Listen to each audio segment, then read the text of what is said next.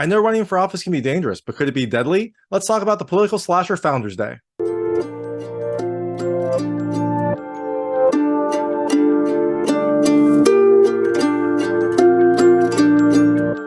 Hey everyone, it's David Stark from Watcher Pass, and I'm here to talk to you about Founders Day, which is debuting at Popcorn Frights on August 18th, 2023. It is a political slasher that has a throwback feel, a great cast, and some really interesting twists along the way. My hot take is, look, I think you should rent it. So there's a lot that I really liked about this movie. I love the feel of it. I love some of the writing. The cast is fantastic. And it does have some, I don't know, some unconventional slasher aspects to it. But that being said, the story was a little difficult to follow. The effects weren't that great, although they were practical. I did like that they were practical, but they definitely didn't look as good as I was hoping they would be. And some of the writing was kind of hit or miss. But overall, I enjoyed this film. I liked a lot about it. I liked the way that it felt almost like a 90s kind of Scream style movie, but in a political kind of landscape. So I definitely think you should check it out eventually. Right now, it is on the festival circuit. I imagine it'll probably hit a couple other festivals as it kind of moves towards distribution probably later this year. So keep an eye out for it. And when it's finally available, definitely check it out. So I'm going to tell you a little about the film, a few things I liked, a few things I didn't like, and then really quickly go into the ending. So as you can imagine, there will be spoilers in the ending section. If you don't want to know what happens in this movie, and you probably don't, this film throws a few curveballs in like this slasher formula. So you might not want to know how this film ends because there are definitely some big surprises along the way. But before I get to the ending section, I'll keep it vague, I'll keep it spoiler free, and I'll let you know when I get to those spoilers. So Founders Day focuses on a kind of heated mayoral election in this small town in, I'm pretty sure, Pennsylvania. The two candidates are Faulkner and Gladwell, and they don't really have specific political ideologies. They don't really have like specific political parties. The writers Erik and Carson Bloomquist made sure not to have any like specific political party in here. But their general ideas are Gladwell is the incumbent. She wants kind of to stay the course, steady hand, that kind of rhetoric. And Faulkner is the challenger. He wants change. He wants, a different direction, those kinds of political ideas. Now, during this contested election, someone starts murdering people in the small town, and that throws another kind of like log into this political fire as people are now wondering, like, can this mayor keep us safe? Can the new mayor help us? Like, what are we going to do in this situation? And that overall energy builds as the story unfolds and as more bodies start piling up. So things I liked about this movie. The first, I liked the writing at times. There was some fun writing in this film. I liked kind of how there was definitely a political kind of undertone to a lot of it. There's some really good lines involving like democracy and election, and some of the characters, like, they will like say one thing to one person and then quickly switch their persona in some other way. It was fun to see, and also kind of like helped to build the political satire that kind of underlies this film. The second thing I liked, look, I liked some of the over-the-top characters. You definitely had some kind of very out-there personalities. Each character was pretty unique. Each character felt like an exaggerated version, and I liked seeing them. It was fun to kind of like see this strange cast overall.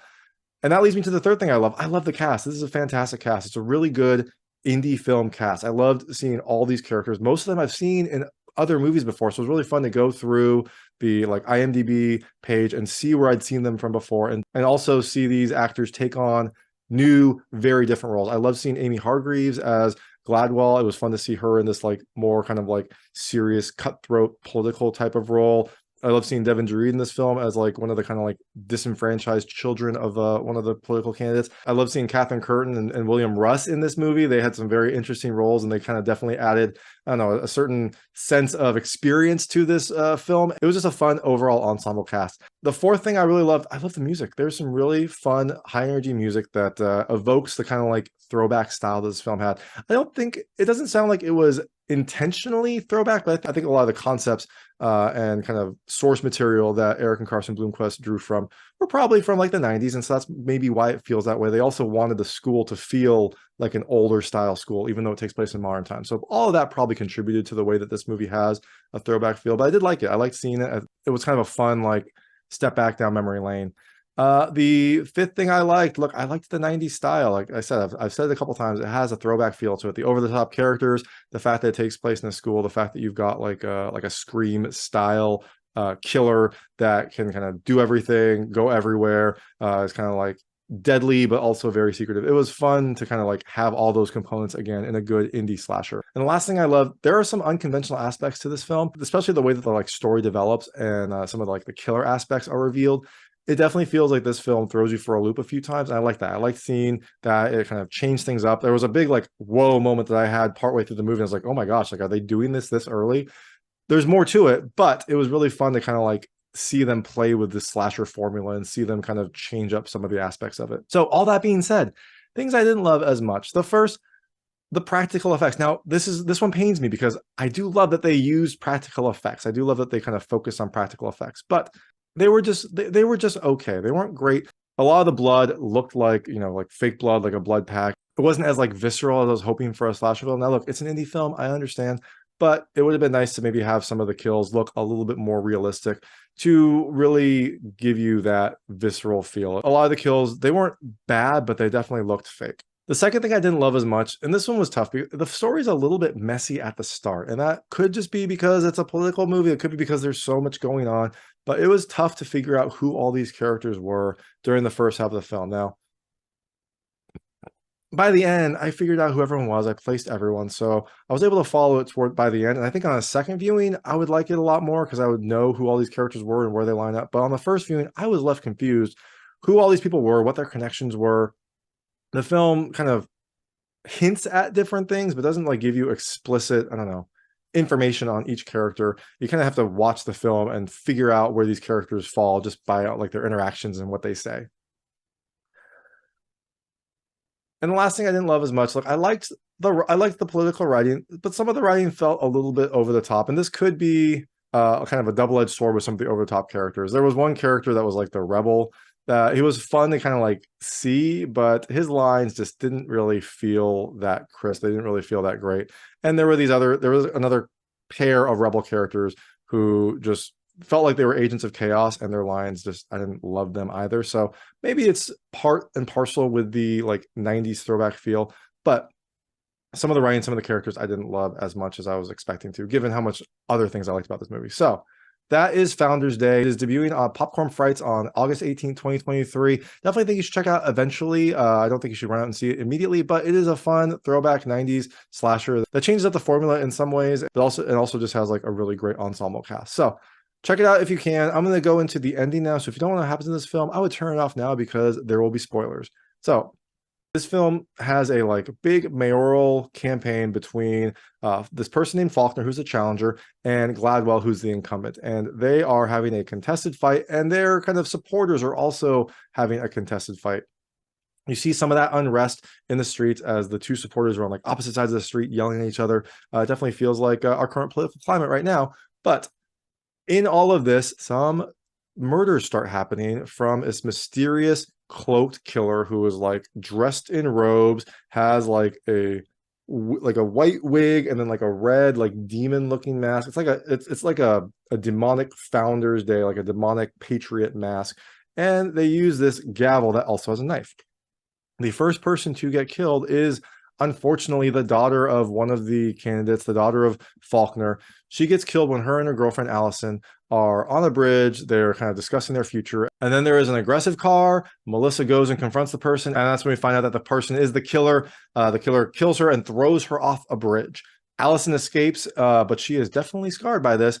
And that is only the first of many murders. The next person to get killed is the daughter of Gladwell. She was in a movie theater. She was clean, and the killer attacked her at night, killed her, and then threw her in a dumpster. And then the next murder are these two like rebellious characters. I didn't really love them. I mean, the actors who played them were fine, but these characters, like they were just kind of agents of chaos, and they weren't really that interesting. They just seemed to like do ridiculous stuff for ridiculousness' sake. They were both in detention when the killer strikes them and takes out both of them in detention. Now, this is where the big like throw you for a loop moment happens. After the killings, the killer is in the classroom, like writing a message. Wherever there's a murder, there is some sort of message that is written, either like on a sheet or on the wall. This one, the killer's writing it on the chalkboard. It's this very kind of like exaggerated, kind of curvy writing style. It's really interesting to see. But the killer is writing that message, and Allison, the girl who was there at the very first killing, walks into the classroom. And bad move for the killer. They had taken their mask off because they thought they were alone. I don't know why you think you were alone at a school during the middle of the day. It is a Saturday, but people are always coming out of schools. Anyways, the killer had taken the mask off. They were writing, and they turn around when Allison gets into the room, and it is Adam, the son of Faulkner. He is this kind of like aloof character. He doesn't like his dad. He's kind of disenfranchised with everything. And he has been kind of like trying to stay away from home, that's not trying to be involved in the campaign. We find out that he is the killer, and he sees Allison, who is a good friend of his. They are very close, but he's now been seen. He has to like take her out. So he grabs his gavel knife, starts running after her. She runs to her dad's truck. Adam is on top, like getting ready, like trying to kill her. And Allison's dad takes like a sharp stick that he had in his truck and just stabs Adam. So that ends the reign of terror, right? That should mean everything. Well, not really, but it was a big kind of like aha moment. Like, it was crazy that they revealed the killer this early, and then also that they killed the killer that early. It was about halfway through the movie. And some of the other interesting things is, remember, one of the people that was killed was Faulkner's daughter. Well, this is Faulkner's son, who is apparently the killer. So that means that Adam killed his sister. Crazy moment. Like, what else is going on? You have to keep watching to find out. Now, you would think that this means that everything is over, but it's not. Later on, there is a city council meeting where Gladwell gives like a really great speech that starts off great and then kind of like goes overboard because she is clearly drinking. Her daughter was killed. She is not dealing with it well. So she gives this speech, this great political speech that then kind of like goes overboard. A little bit of a disaster for her. But afterwards, her and Faulkner are in her office and they get into an argument. Everyone leaves the office. They're just arguing. And that's when the killer appears here. And the killer takes out both Faulkner and Gladwell. Crazy political move. Both the candidates are dead. What is going to happen? And also, right after the killer kills both Faulkner and Gladwell, the police commissioner comes in. She is this fun, like, character who's like, basically, I was in a small town. I don't want to deal with this stuff, but she does it. She has this bureaucratic, but also like charming sarcasm about her. She walks into the room, the killer's there, and unfortunately, that means that she's also getting killed. So that means the killer's body count is at 1, 2, 3, 4, 5, 6, 7. 7 deaths in this small town. That's a very big portion of their population. Now, earlier, this character named Donahue had found Gladwell's daughter. He was the one, he was taking out the trash. He opened the dumpster. That's where Gladwell's daughter was. After she got killed in the movie theater, she was dumped in the dumpster. He was cleaning up because he also worked at the movie theater, saw her in the dumpster, runs. He tells about the body. They start asking questions like, where were you? What'd you do last night? And he just gets freaked out. It was a little weird because like he didn't do anything wrong. He's kind of this rebellious, stupid character who like does some over the top things. Like he tries to fight a cop just because he's upset. Like he was a little bit too much for me, but he was just getting questioned, like normal questions. What were you doing? How'd you find the body? What were you doing before that? And he bolts, which is not good. It's very suspicious. He just runs and leaves. Now later, Allison and Donahue meet up. Allison's like asking, like, why did you run? He's like, that's just what I do. And while they're talking about the murder, trying to figure out what to do next, one of the deputies comes up and like tries to arrest Donahue and tries to like convince Allison to come with him. Now, this is weird because the deputy has like a black eye and a cut on his lip, but you don't remember him getting in a fight. So it's a little bit suspicious. And he's also telling Allison that they have to get back before her dad wakes up. It's a weird conversation. It seems like a few things slept. Donahue doesn't like this. So he, like in the deputy fight, the deputy goes for his gun. Donahue and him are fighting for the gun, and the gun goes off and kills the deputy. Allison is freaked out about this. She's also freaked out that like the deputy mentioned things about her dad. She thinks that he's in trouble. So she gets in the car and drives back to her house, leaving Donahue, who is like handcuffed. He's like, he wants to get out of these handcuffs after he fought this deputy for the gun. She leaves him. She goes back to her house. When she gets there, it is very creepy. There's like the killer's messages on the house. There's like a poem written in various parts of the house. And eventually it tells her to look under the bed. And she looks under, she has a weapon. She looks under, and the killer's hiding under her bed. Oh my gosh, like she stabs the killer, but the killer doesn't sound right. It sounds muffled. It sounds like the killer is restrained. She pulls off the mask, and it's her dad. It was a setup. The killer like put her dad under there, dressed him up as the killer, and caused Allison to stab her own dad. Now Allison turns around, the killer's there, boom, knocks her out. When Allison wakes up, her and her dad are tied up in the room, and they're both dressed like the killer. They both have like these robes on, they're like the killer's like black robes that they wear. And that's when we find out who the killer is. The killer unmasks, and it is Melissa, the first person that was murdered. She is part of this plot. And that is also when like a beloved teacher / elder, like he seems like he knows a lot about what's going on, walks into the room also, and he's also on the plot. This plot is huge. You've got Adam, you've got Melissa, you've got Mr. Jackson. Who else is involved? Well, we find out here as they're kind of like explaining the plot, this is a pretty big overall conspiracy. Now, what's the underlying reason? Well, Mr. Jackson is the longest serving person on the city council. And in the event that the mayor becomes incapacitated, the longest serving person on the city council becomes the mayor. Mr. Jackson is kind of fed up with everything that's going on. There was corruption in Gladwell's camp. Faulkner wasn't really a great candidate. He had this like political face, but he was kind of a mean person behind the scenes. So Mr. Jackson decided he wanted to do something about it. He wanted to take out the mayoral candidates, and then he would become the mayor. But you can't just take out the mayor candidates. That would be obvious. So he decided to take out some other people as well to kind of make it look like there was a random killer and not that the real plot was just to get Mr. Jackson into the mayor's seat. Now, remember the first person to kill was Melissa. Well, that was Melissa and Adam. They kind of had a subterfuge. They had a ruse to make it look like Melissa died, but they threw like a dummy off the bridge. So Allison saw this. She was afraid, but she didn't realize that it wasn't actually Melissa. So Adam and Melissa were kind of conspiring. Melissa was the one that killed Lily, the Gladwell daughter. She was upset because Lily had actually kind of cheated on Adam, and she just wanted to get revenge. And also she was part of the kind of like overall cover. So that's why Lily died. Adam took out the two kind of rebellious students in detention to give some more cover. It seems like probably the deputy is the one that killed both Gladwell, Faulkner, and the commissioner, because he's the one that had the black eye and the cut. There was one other person, the aide to Gladwell. He was involved in the plot. I don't think he killed anyone. I don't remember him actually killing anyone. And then Mr. Jackson was kind of like the overseer, the like main plotter. Now, after you know all of this, you can go back and see some of the interactions. There's some interesting interactions where people are talking and it's kind of vague, like what they're talking about. Like, are we doing the right thing? Is this the right approach? Well, now you see that maybe they were talking about this overall scheme and not like the Founders Day festival that everyone's worried about, or like the election. There is definitely enough in here to watch it again and kind of get some of these hints. Plus, also, like I said, it's really tough to follow the story at the first time. So if you watch it again, you'll be able to follow the story a lot better. Now, after we find out all this information, remember, Allison is still being held by Melissa. It seems like Melissa is trying to frame Allison and her father as the killers. Well, Allison's going to have none of this. She and Melissa fight.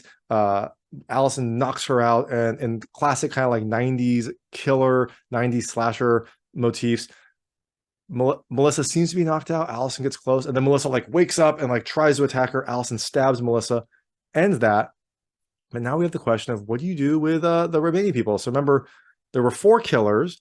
Adam, Melissa, and the deputy are all dead. You had the Gladwell aide who was part of it, but I think he was just part of the scheming. And then you have Mr. Jackson. What are they going to do? Well, right about now, the cops show up because Mr. Jackson called the cops to be like, oh, I'm a concerned neighbor and there's all this commotion at this house next door. Please come now. So the cops have shown up. Allison asks, like, why did you do all this? And Mr. Jackson says that no one cares about this town. No one cares about the politics. It's all just kind of theater. And he's going to try to change it. He's going to try to do a better job, try to like advocate for this town, try to change the system. And so he's kind of trying to win over Allison. And it looks like he does. When the cops show up, Mr. Jackson says, like, what are you going to tell them? And Allison says, what should I tell them? And Mr. Jackson says, well, you should tell them the truth, but not all of it. Meaning like she should blame it on like Melissa and the other people that have been killed, but not reveal everything about this overall plot. That seems like what happens, because then we get a 1 year later, and it seems like Mr. Jackson is doing a really great job. It's Mayor Jackson. He is advocating for the town. The Founders Day Festival, that was part of the like overall scheming in this movie. Like there was a lot of like schemes over like, we need to have the Founders Day Festival. People need to have something to look forward to. And then they started using it to try to like curry favor. Well, the Founders Day Festival is happening and it looks like it's a joyous event. It looks like Mayor Jackson is doing a great job. And it also seems like Allison is doing well. She was elected to they said SGA. I think that's like the student governing assembly, some sort of like student government. She was elected as the president as a first year, which is unprecedented. She is doing well politically. Mr. Jackson is doing well politically. They give a speech that is like strangely similar in what their like hope for this next year is and like what their kind of like goals for their tenure is. And so it seems like 1 year later, after all this death, everything seemed to work out, kind of. I mean, I guess it did. It seems like there is some change. It seems like there is some progress. But will there be more killings? I don't know. Maybe if Mr. Jackson does a bad job, maybe someone else will come in. But until then, that is Founders Day. Like I said, it premieres at Popcorn Frights on August 18, 2023. I imagine it'll run the festival circuit. It'll probably then come to like digital or streaming or something like that. Definitely check it out when it comes to like digital and streaming. If you see it at a festival, you'll probably enjoy it. But like I said, there's some weird aspects to it that didn't make me love this film, but I did enjoy it a lot. I did like the feel and I love the cast. So that is Founders Day. And thanks so much for watching. If you like this review, please like and subscribe to this channel. It helps me out a lot. Make sure all my new content goes straight to you. Thank you.